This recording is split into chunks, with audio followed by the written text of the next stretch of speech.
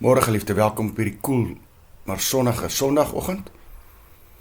Hoe lyk jou hart?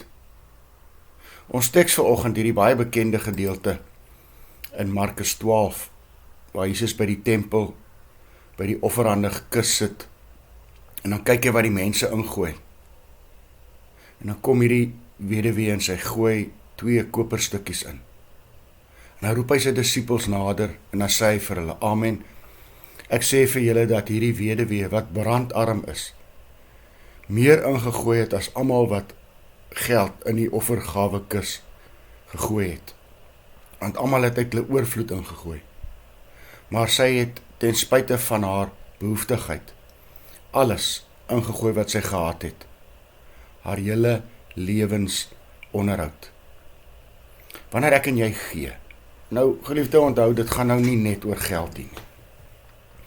Het gaan oor wanneer ons tyd, wanneer ons offers, wanneer ons gawes gee, is die gesindheid waarmee ons gee vir God baie belangriker. God wil nie hê ons moet gedwing voel om te gee nie. God wil nie hê ons moet gee, maar eintlik wil ons nie gee nie, maar ons voel verplig om te gee. God beskik oor alles.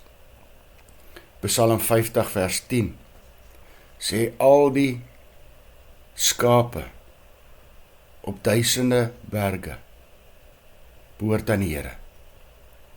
Al die goud, al die silwer van hierdie aarde is syne.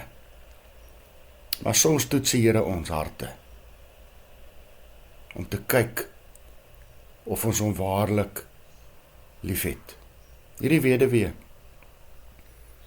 het nie nodig gehad om te gee nie, maar sy het die behoefte gehad om te gee. Toe gee sy alles wat sy het, en dit was bitter min. Dit was nie 'n silwerstukke nie, dit was koperstukke. Toe gee sy alles wat sy gehad het. Hoor jy dit? Haar brood en melkgeld vir môre. Want sy het 'n behoefte gehad om aan God te offer. En dan kom sê die Here vir ons, is belangrik dat ons hart sal reg wees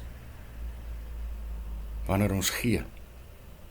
So wat help dit om die wêreld as wins te kry, maar aan jouself skade te ly?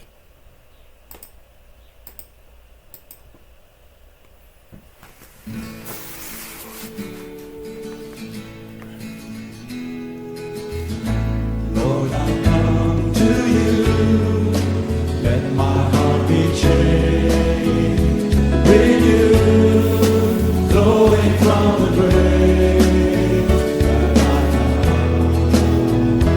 in you.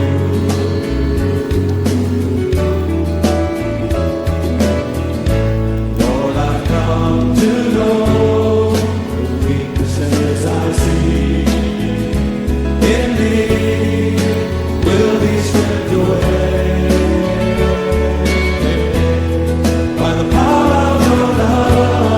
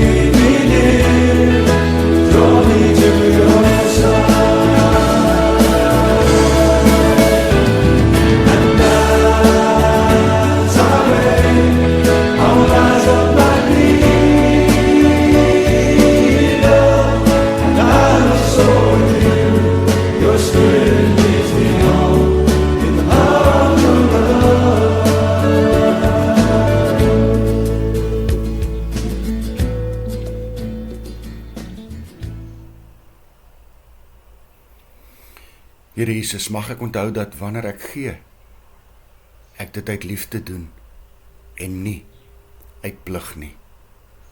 Amen. Mag jy saam met my geliefde 'n wonderlike dag hê.